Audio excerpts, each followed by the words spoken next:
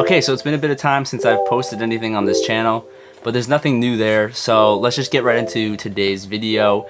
And that is actually going to be kind of a reverse of what you're normally used to seeing on this channel, perhaps, because I would like to open up maybe a discussion about S-Log and log profiles in general on the Sony cameras. Now, why am I doing this? What can you benefit from it? Well, for most of my shooting career, I've been shooting mostly on Cine, like Cine 4 profile and Cine 2, because it's a safer profile.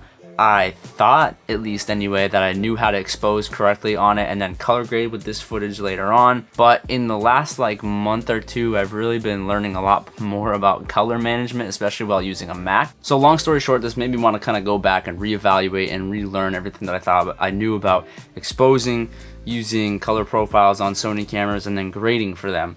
So that being said, I kind of wanted to open up a discussion here on this channel for people who may also be struggling with this whole thing, whether it be color management in your computer editing later on, or just exposing for your camera right away. You know, this idea is kind of off the top of my head. I kind of just thought of this real quick and just started recording this video, so forgive me if it's not completely thought out and stuff like that. But basically what I wanted to do is show you guys a video that I just made and recorded. I shot it with a mix of the Cine 4 profile, like I said, I've been using pretty well, and the S-Log 3 profile, which I think is pretty new to me. And so what I want you guys to do, if you haven't already, because I posted this on the channel a couple days ago, is watch through the video just for enjoyment if you want, but also just watch the video and kind of look and see if you can actually distinguish between what shots have been shot in S-Log 3 or not versus the Cine 4 format.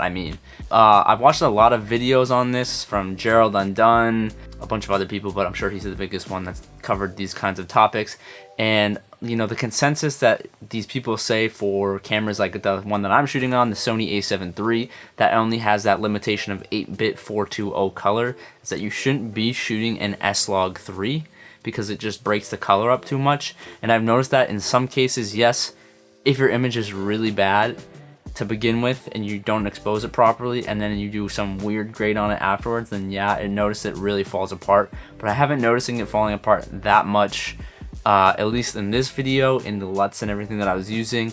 And I don't know if I'm just not seeing something that other people are seeing and the quality is really distinguishable or not, or if that's just kind of a myth, because in the last couple weeks I've actually been practicing more with S-Log 2 to see if that actually works better and just to play it safe. And I'm really happy with S-Log 2. Like, honestly, I don't really care whether I use S-Log 2 or 3. I just kind of want to learn how to use a more dynamic range enabling profile in general. But we'll get into that in the next week, maybe two. I'm hoping to continue to make videos more regularly and kind of delve more into this whole S-Log and log space, hoping that you guys can kind of help me out here and we can all help each other out. So yeah, first things first, watch that video through and comment down below if you can actually notice between, you know, and timestamp it, what you think shots are S-Log and what aren't. I will give you a hint though, most of the shots are shot in Cine 4, so there's only a few, like a handful of shots that have been shot in S-Log. So if you think you see the S-Log shots that stand out to you, just timestamp them and let me know what you think, and then we'll go from there.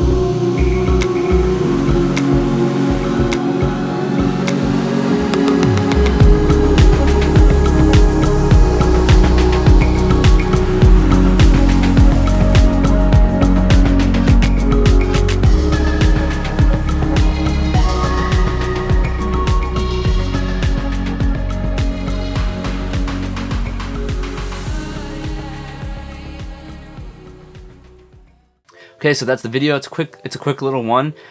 Did you guys notice which shots were S-Log and which ones weren't? Just to confirm which ones are and which ones weren't, at least out of the main shots, not including the ones that have like the Super 8mm film kind of overlay on them. I'm gonna put the ones on screen that actually were S-Log up right now. For those people who couldn't distinguish it, I'm wondering if you like, what tips out there do you have that you could leave people in the comments for how to properly expose S-Log?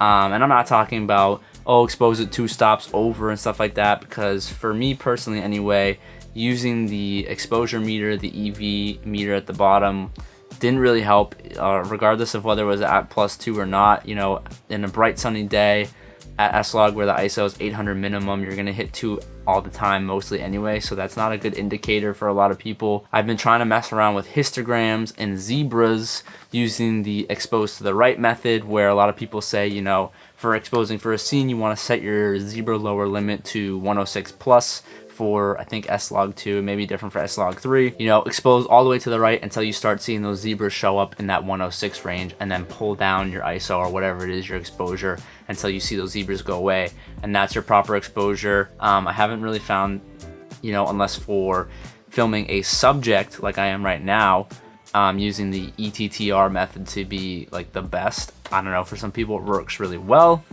but for me, like, unless I'm doing like something like this where I have a defined subject that I can figure out what range there's like the lighting is sitting in, I haven't really found it to be the best.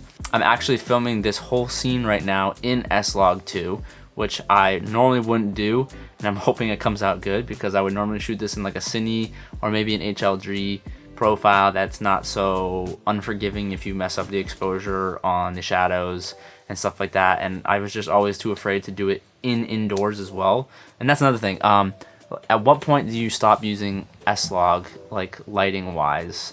So yeah, if you guys have any professional quality tips on how to expose for S-Log, please leave them in the comments down below for my sake and for other people's sake. Anyway, I don't want to keep this video too long, because like I said, it's kind of a weird one. It's kind of a reverse video, but if you guys have some stuff on S-Log, how to expose for it properly, and what your methods might be for the color grading process, or if you'd like to see some more videos on this from a beginner standpoint, you know, like kind of me going through the journey of learning S-Log and showing it to you guys, then let me know, because I will definitely try to do that. Because I think it would help, because after searching through YouTube myself, I've just been finding so many different things that I just want to have one concise answer, and I need it, like, I want to know if I'm doing it right or not. Alright, so with that being said, I'm going to end the video here, guys. Maybe you guys enjoyed this video, maybe not, maybe no one will watch it. Oh well, at least I made it, and it's just practice for me to get back to the YouTube space. So if you did like the video, give it a thumbs up, subscribe until the next ones come, and I will see you guys in the next videos. So until then, I'll catch you later. Alright, peace out.